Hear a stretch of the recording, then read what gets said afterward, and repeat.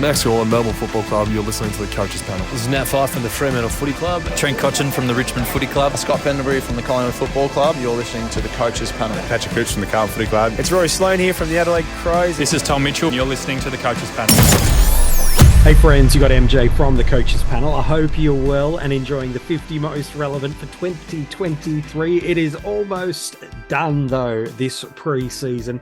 We are at number 3 today. We are talking about Jack Steele. Right throughout the pre-season, you've heard this man and will continue to throughout this fantasy footy season. Fellow panelist Kane is back. Hello mate, how are you? Yeah, I'm really well, MJ.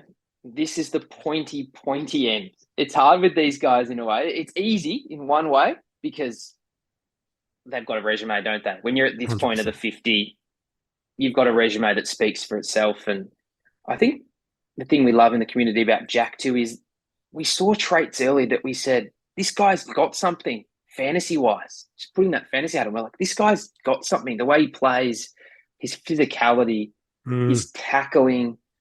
And I think, you look at that first season at St Kilda, came into the team in 2017, 20 games, averaging 8 tackles. Gee whiz. And it was just like, we always said, can he get that disposals up? Can he start filling a few of those other columns? Can he be more of a kick-first player? And it's a credit to him. His last 3 seasons, he's been an elite premium. And he's done that. He's got that disposal tally up. He's evened up that kick-to-handball ratio. So it's near on, 1-to-1. And those marks have come up too. And captain now, one of the best players in the comp. I'm sure every other coach would love to have a guy like Jack Steele in your team because he just shows up every single week and it's reflected in his fantasy scoring too. Yeah, it really is. And the good news for us is he's right in that sweet spot of performing at his optimal peak at just 27 years of age. Last year, some really nice scores for us. A 154 against the Eagles in AFLFantasy and DreamTeam. What was a 143 in SuperCoach. They're both a bit shy of where he's been previously over his career. Probably doesn't have the heights of ceiling that people might have thought, but it's more the volume of how frequently he gets to these ceiling territories that makes him so good. 162 back in 2021 in AFL Fantasy and DreamTeam. He got that against the Carlton Football Club, while just the season prior, back in the 2022 bubble-affected year of COVID, a 167 against the Lions. He's going to set you back at a decent price point in AFL DreamTeam. He's one of the $1 million men in that format. It's due to him coming in at an average of 110.4, while in AFL Fantasy, he's just 22K shy of hitting the 7-figure price point. A 109.8 in SuperCoach means he is over $600,000. And I think you've already beautifully articulated it for us, Kane, about what we love about Jack Steele. And we'll break down his 2022 and previous seasons in a moment. But he does, we talked about this yesterday with the Phantom around Oliver being bulletproof. Steele's in that similar zone where if you feel like you can shut him down with a tag, he'll build that scoring with tackles. If you feel like you can shut him down on the defensive side by opening up the game, well, he'll just rack up the uncontested elements. And then you get this beautiful combination where he picks up contested ball at stoppage, uncontested ball, marks, even gets involved in score involvements historically. He just finds a way to do it. Just last year alone, 5th in the AFL for tackles by averages per game, top 20 for handballs and disposals. He's just got this beautiful fantasy game. And then in SuperCoach, to throw it all in the mix, he doesn't just stats pad. He impacts the game with what he does. He is beautifully said by you. He is the perfect modern day footballer and the perfect fantasy option for us. Well, that's what's so impressive about him, MJ, is he's developed his game what feels like year on year. As I said, when he came into league, he was so contested. He was such a first touch player. He was such a hard tackler. But he struck that balance. He gets the ball a bit easier. He's able to cover the ground really, really well for a strongly built midfielder and get on the end of those easy marks, take those kicks and just take a bit of pressure off his game because it's such a physical game. It must be so taxing to be that almost guy that's leaned upon. We know Brad Crouch had a really good year last year and it's a bit of support in that midfield, but he's such a key guy. You mentioned yesterday, Petrarca and Oliver as a duo. You think about some of those great Bulldogs midfields. having a bit of support in there just to feed off each other, take some of that opposition attention. But Steele's has really been that guy, which is a good and a bad thing at times in fantasy. I think the thing that's so fascinating about him, MJ, is he came off that monster year in 2021. Yeah. And I think, as we said at the start, when you get to this point of the 50, this is the top of the tree. These guys are incredible players. And I think the thing that maybe some coaches are starting to think about now is 2020 breakout season, adjusted 113 in DT, 114 in SuperCoach.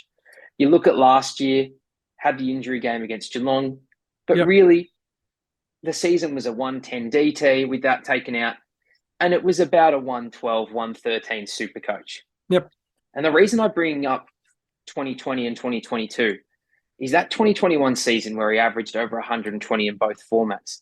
It was really built off the back half of the seasons. Because you look at the first 11 games, MJ, 109 DT, 116 SuperCoach. Very much in line with 2022, very much in line with 2020. What got everyone so excited and what rocketed people to the moon in 2021 was from round 12 onwards, those final 11 games, he went at 134 DT and 136 SuperCoach. Amazing. And the reason that's important is players do have purple patches of their career.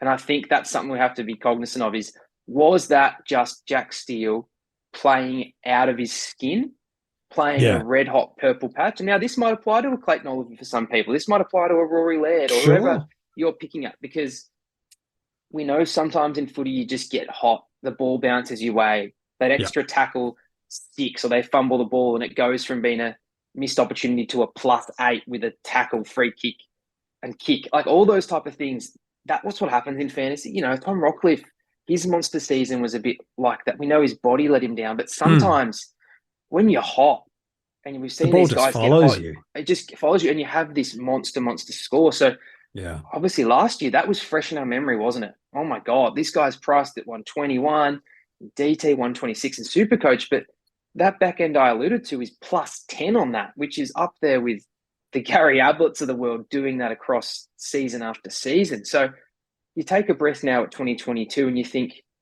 well, that's maybe more what he's like. So that's the only thing I see, MJ, people going, is he just a guy that I'm getting what I pay for? Yes. Now, there is a slight discount with that injured game, but it wasn't an injured game like a Christian Salem, opening minutes of the game, single-digit score. No, second quarter, and found a way to kind of soldier through, but he was up forward a fair bit. And for us, MJ, all fantasy coaches care about, what did he score? He scored a 77 and a 74 across the two formats. So it's not that significant discount. No. Clearly priced at 110 across the board. The 3-year sample size would tell you, at the worst, he is that. I think that's fair. And we flagged that the upside, now, can you do the upside for a whole year? Who knows? Dangerfield's had those type of seasons. Swan, Mitchell, guys have done it. But when you're in that 120 plus range and 125 plus range in SuperCoach, you need a lot to go right. You really can't have an off game. And if you do, you need to be showing near on 200-point ceiling in SuperCoach. Yeah. So that's probably the only thing for mine, because I think he's rightfully super high in the 50. He deserves it. He's proved it year on, year out. There's that little bit of value that's just more of a buzzword by the week, value. And rightfully so, because he ticks not only some value, but he is a top ender. I think even if he just rolled out what he did, he's in that bracket. But I think the people that love him, they're hoping for the return to 115, 120 in DT, 120 to 125 in SuperCoach. That's what you're really hoping for. Yeah, it really is. Even if you just put his season in AFL Fantasy and Dream Team, Laird, Brayshaw, Mills, and Oliver, they're the only people that averaged more than him last year.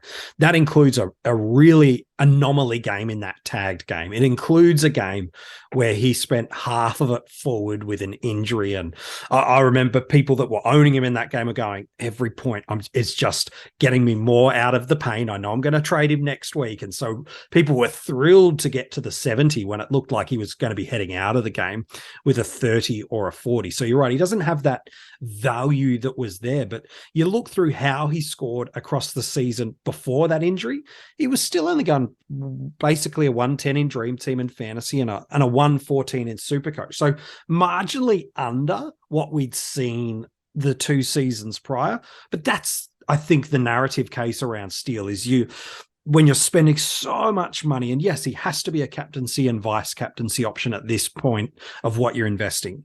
You're not just trying to get the best available option, you're also trying to minimize risk at this point in time.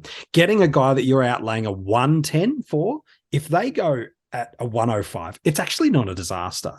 If they go 100 though, and you're missing a Brayshaw, you're missing a Mills, you're missing an Oliver, you're missing these top of the tree guys, let alone a Laird who's comparable to him in some of the other formats. Oh, that's where the burn hits. But the upside, as you've mentioned, is so good of, man, can I deal with him just being what he is and having him, quote unquote, be my worst or mid-range M4, M5, M6 for the year?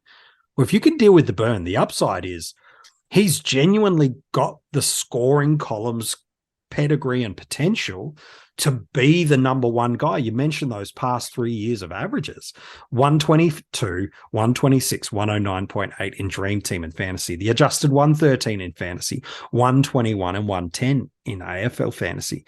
So I think that's the thing you're looking at along the way. But I think there's 2 big questions that I want to kind of throw to you around this. Because questioning his fantasy pedigree is not the right question. He's a scorer. The 2 big questions are this: what happens at St Kilda under Ross Lyon? And then the second is, what is the market and the tier we need for our premium midfielders to go at this year? And that's different across the formats. So those are the questions I've got for you. How do you see him playing within the Ross Lyon game style that yet is unknown? And then where do you see the cutoff of what an elite premium midfielder needs to do for us this year? Well, the first one, MJ, is we really don't know. I think the hard part, obviously, with a guy like Steele, and we mention this often with defenders with the kickouts, is he already has had in the previous seasons as good a role as he can get. When he's on the field, he plays inside mid, and he's actually worked hard enough that his time on ground is actually quite high. So he's not a guy, Matt Crouch a few years ago, the points per minute's off the chain. Can he get the time on ground up? That's always that question that we're monitoring in the preseason. But Jack's already sort of got almost a ceiling in his time on ground, which you would, think of now that he's a 27-year-old player and he's done all the work. Okay, the midfield role, he's already got that. He's already, in every CBA that he can be on the ground for. So you start thinking there's probably no gain there with the game plan. They had the number one. They were one of the number one marking team in the league last year under Brett Ratton. Probably only down from there, MJ, isn't it? Now, marking's not, it's not huge for Steele, but it does indicate but a it game still ticks style. over, doesn't it? And it still ticks over, and it allows him to get on the end of a few. So I don't think there's really positives in the game plan. Now, there might be nothing, which is probably what I'm more leaning to, is that for him, it's business as usual. There might be some guys maybe on the outside that are a bit more impacted if they're not going kick mark, and it's a bit more direct. But I think his role is safe, at least in a sense of what we can predict at this stage. The bar is always fascinating, MJ, because now you're going to have to predict every other player. And that's basically why fantasy is so hard, is you're not just making a prediction for one player. You have to really predict every player in the league, more or less, because everyone's competing with everyone. If you don't pick Steele, why not? There's another player you could have picked. Another player, someone you're competing with, is going to pick. And that's why these decisions are so tough, is you're trying to be in the 0.01% of the comp, just to be a top 100 guy. With the amount of people that play this game and these games across all the formats, it's not just, I'm just playing my own game, see how many points I can get. Like, you're up against everyone else. And that's where the game theory of who do I start, who do I not, how do I manage it? So I think Steele's, what he'll produce will be a top 8 mid. Now, the hard part for that, the reason I bring that up is where it becomes not about him is what's number 1 and 2. Because we find with these decisions, and last year it wasn't Oliver and a Laird. You don't want to be missing them in SuperCoach because they're putting a gap on the Substantial. 7th, 8th, 9th, 10th Yeah. mid. And then on the flip side is there someone that's cheaper than Jack Steele? Maybe it's 5 points, maybe it's 15, 20 that you think can actually start nipping at his heels or even surpass. Because, Tom Green's sort of been that guy in the preseason, isn't he, MJ? He's a lot cheaper, but the expectation in the SuperCoach is that maybe he can go 110 plus. Absolutely. And that's where it starts getting a bit funky and fascinating is if you don't think Steele's the top end, 115 plus in DT, 120, 125 plus in SuperCoach now with how good those top enders are. Yeah. And you think there's guys that are cheaper that are going to get within a handful of points of him. Well, now how do you manage that cash? Is there something else you could do by taking a Jack Steele to a Tom Green? Could you get someone else up? And that's why this game is so fun and so fascinating is you make one move and the butterfly effect of that can change your 100%. Whole team. I think Steele, what he'll produce, MJ, will be top 8 numbers across the formats. I agree. Does he have the potential to be in the top 1 or 2? Absolutely he does. For sure. Will he be? If I had to bet my life on it, there's probably other guys I would go to be the top. But I think at the price you're getting, you'll get a slight bump. Yep. He'll be a top 8 guy. He'll be in your team the whole year, barring an injury. Yep. And you're happy. But as I said, there's only one person that can win the comp. There's only 10 people that can finish top 10, and it goes on forever after that. Absolutely. Is he someone that's enough value to give you the points you want and also to allow you to do other things to generate more points across your team? Because we love cash. We love generating cash. 100%. But the game's not decided by cash. It's decided by points. 100%. Is so how getting do you balance him that? Over a Brayshaw in an AFL Fantasy and Dream Team, does that get you where you want to go? Does going him over a Rory Laird and that initial big average gap, do you go, the money I'm saving, albeit marginal, gets me to the combination of where I want to be? The reason I've got Steele where I do in the 50. And again, it's a subjective list. At the end of the day, it's my thoughts, and people get to go, I disagree. And I'm going, good. You're meant to. It's all about fostering a conversation, this part of and the isn't process. that funny, MJ, when you hear these coaches that have had success and we know them personally, some of those coaches, and we've heard from them, how many times they say, geez, I got this wrong. Oh, I got that wrong. So many things. The people that win, and that's what's so good is that, and we always say it, sometimes it's a tough week and it's hard to get 1,800. But the point is, we're all versing each other. There's no good saying, I'm scoring 2,500s. It's about rank. Like if everyone's going 2,500, that's not an impressive score. We're just versing each other, and everyone makes mistakes and they make wrong decisions and they have 100%. Regrets about a player. And half the time the stuff we get asked and we speak about is resetting that composure of, yep, okay, you've made a call. Yep. It hasn't worked out how you wanted it. And now Let's how not do you make 2 mistakes. Let's not stack those mistakes because we're frustrated or we're annoyed or, the competition's getting away from us. That's the real battle of fantasy across what is now 24 rounds, is that composure, because you're going to not make the perfect trade every week. That's just not how the game works. Oh, you'll make so many mistakes through the year. I think why I've got Steele where I do is you look at this top 10 to 20 midfielders across the format in terms of how you personally would stack them out. And that's where a draft ranking can really help you, is it gives you a really nice indicator along the way. I'm with you. Could still be the best midfielder and overall scorer in any of the formats? The answer is yes.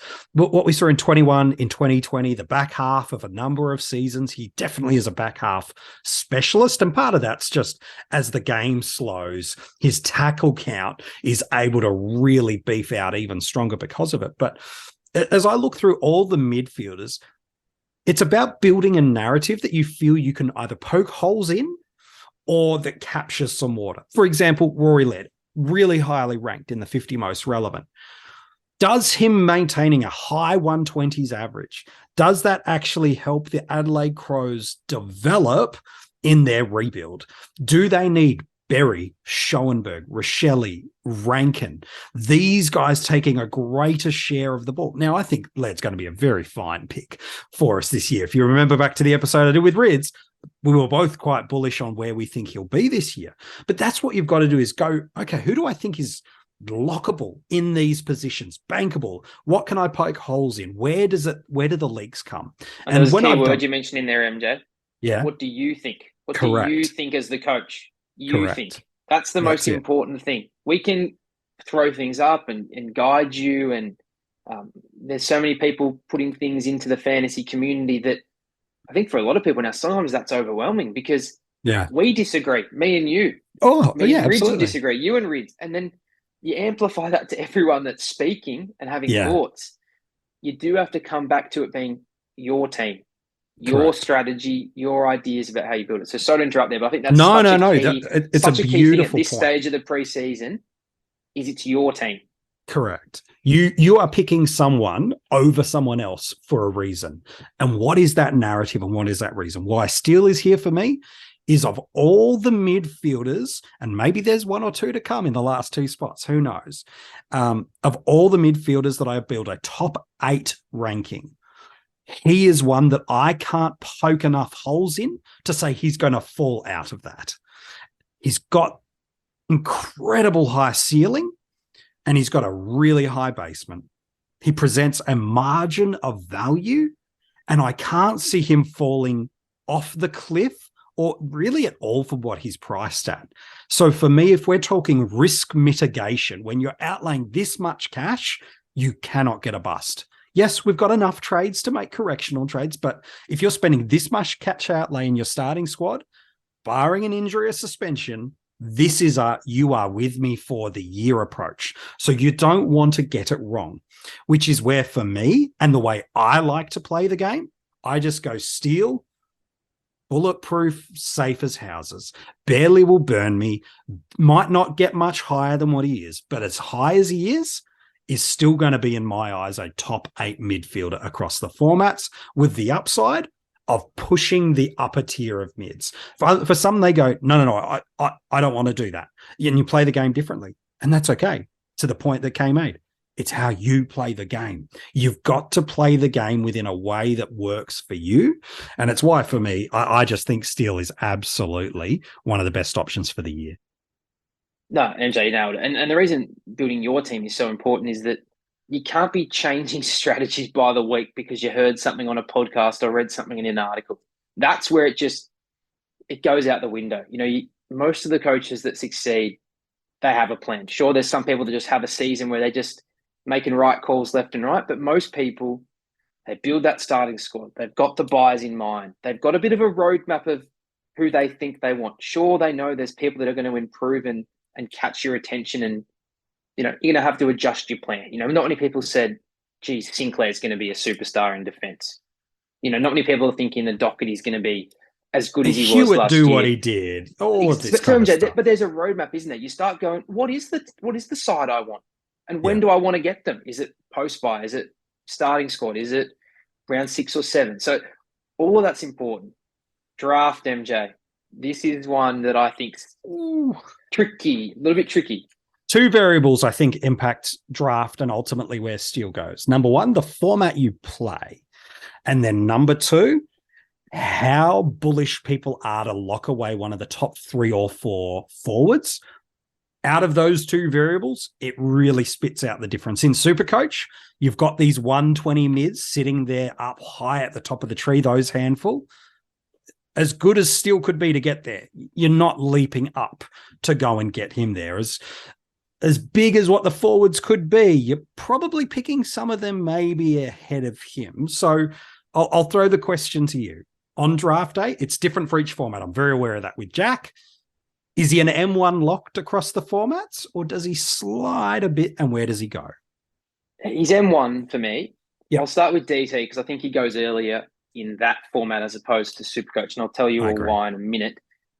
He's just in that blanket. So we know we've got the heavy forwards. We know it's because of the positional scarcity. We know it gets pretty grim after about 15, 20 forwards. It gets quite tricky to find guys that you have much confidence in. So when it's a blanket, you can usually leave those guys last. There's going to be a lot of forwards off the waiver wire after round 1 that no one really had much interest in.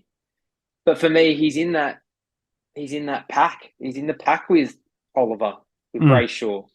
You know, Laird's probably at the front of the queue just looking at that big fat average next to his name. But Atuk Miller's in that bracket. It's a big swarm of guys. So I think it's going to be really, really fascinating on what pick you get. I think if you pick one or two, there's no chance you can get him. I just don't think he'd wrap back around to a pick 20 or 19. No. I think where you'd really like to be is you'd probably love to be at the back of the first round and have a chance at him on the turn of your second pick. First pick, maybe if you feel really good, but I think he's in that 8 to 14 type of range. I think there's probably 2 to 3 forwards ahead of him. Yep. You know, Doherty's around that mark. You know, there's always some coaches that just want rucks because they're worried. And then it's just your preference of Laird, Oliver Brayshaw, Miller, McRae. There's so many good mids. Many good mids. How do you strike that balance? So for me, really, I'd probably love to be looking at this draft group. Probably love to be either pick 1 or pick 10. I might have a chance to get 2 really strong mids at 10 and 11. If I'm at the start, probably get the good forwards. So I think Steele is your late first, early second. Yep. And if you don't get him by that point, you're probably getting a guy that's really, really similar. Yeah, you're not getting a bad option. Now, in SuperCoach MJ, the reason he's probably around later is those defenders in SuperCoach, with how they're rewarded with their disposal and their intercepting. Yeah. They're almost now pushing what he's averaging as a midfielder. Now, I know he's gone higher than that. Sure. But what a Sicily's doing, what a Dawson's doing, a Sinclair, what a Doherty can do. It's funny that they're almost fighting those forwards that in the DT format look really, really strong. Yeah, it's a bit harder to get. Cogs and a Taranto in particular, they don't seem to convert their scores like the defenders do across the SuperCoach. Yeah. So I think he's more of a late second, early third in that format, just because there's so many mids again that are so popular that it's a bit of a blanket over them. And again, the top defender, the top ruck, and the top forward, you'd sort of probably feel best just securing one of that group, just to give yourself that real attacking position in a matchup that you're like, I've got a guy that can be a separating force, and sort of hope your midfield can just sort of rally, because they're so tough to pick, MJ. I think if you were doing who can be in the top 8, I think you could easily put 20, 25 names in that group. 100%. I think in the back line, though, who can be in that top 6, it's probably down to almost 10, 11. That's just how high that bar is now. So he's a good pick. I don't think he disappoints you. I don't think he's going to be the driving force that wins someone a car or a big check. No. But he's not going to crash that car for you, and he's not. He's going to be the burn that check. I remember when I first played fantasy football, there was a defender by the name of Corey Enright from Geelong, and you could pick Corey every week because his scoring variable really, really minimal. He would never burn you with a bad game, and he's got the potential and an ability to give you the best score in the round against almost any opponent every single week. And that was the hard thing with those guys, MJ, isn't it? You couldn't pick that ceiling. You'd be like, he's been disappointing for the first 6 weeks. And then 2 weeks later, he's gone bang, bang. And that's what Steele's like as well. He'd be hovering at a low 100, then it's 140, 140, 140, and you're off. Yeah, we look back at the start of the season of what he gave us last year, and it's just lots of tons. Nothing crazy in ceiling, but just lots of tons. And I think the only reason in draft and in classic formats there's a Jack Steele is we expected 130. We expected 125. We expected a number 1 or 2, and understandably so. And what we got was a really nice premium midfielder that was pretty bankable and always a captaincy consideration every single week. And so in drafts or in classic, I just think he's one of the most rounded, solid, excellent options in the year. He won't win you a car. He won't win you 50K. He probably won't win you a premiership. But I think I loved what you said. He won't cost you one either. And where you're picking him on draft and what you're paying of cash in classic, you need something that's bankable. And my goodness, Jack is bankable. Some brilliant work from you today throughout this episode. Thank you, Kane. Oh, MJ, always love chatting fantasy with you, mate. You've done very well. Thank You've you. got 2 to go. Keep it rolling. Keep it rolling. Couple. I'll be listening. Couple more to go. And then, of course, straight after the 50 most relevant, 10 players unlucky to miss the 50. We've got a special episode for that and an article. But if you want to go and read any of the articles, including the one on Jack, it is online for you now at coachespanel.tv. The podcast, wherever you've downloaded or streamed this from, you can go back and check out the other 47 beyond this one. Maybe you're just jumping in, 3.5, 4 weeks away from round one. Maybe you're like, I've kind of forgotten some things. Just jump back to the start of the 50. We've recorded it in such a way that we believe the content will last longer than that one singular day that you listen. Go back and check it out. There is plenty of great stuff there.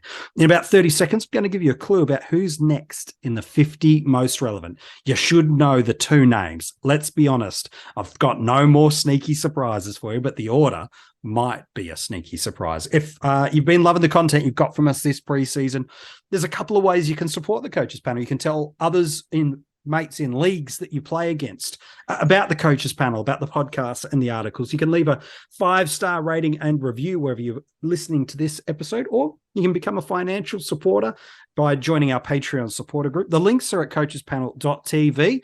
And we'll kick some extra content, articles, hidden group access, and a bunch of other stuff. Coachespanel.tv has got all your links for that. All right, so who's at number 2? There was a significant change that happened in the off-season. That when this change went down, every fantasy coach I know in their little black book went and got this guy and wrote it in and say, start with this guy. They didn't question it. They didn't doubt it. And the reason was he's been there, he's done that, and one significant change has meant, how can I not pick him? Who is this guy that many people wrote down in October? Lock in this bloke. He's going to be good for us this year. But is he going to be good enough? Is he got the ability to deliver on what everybody's expectation is? Or are there some uncertainties in his team because of it? He's a pretty good player. Let's be honest, he's at number 2. Who am I talking about tomorrow? Honestly, it could probably be both of them, right? You'll find out tomorrow in the 50 most relevant.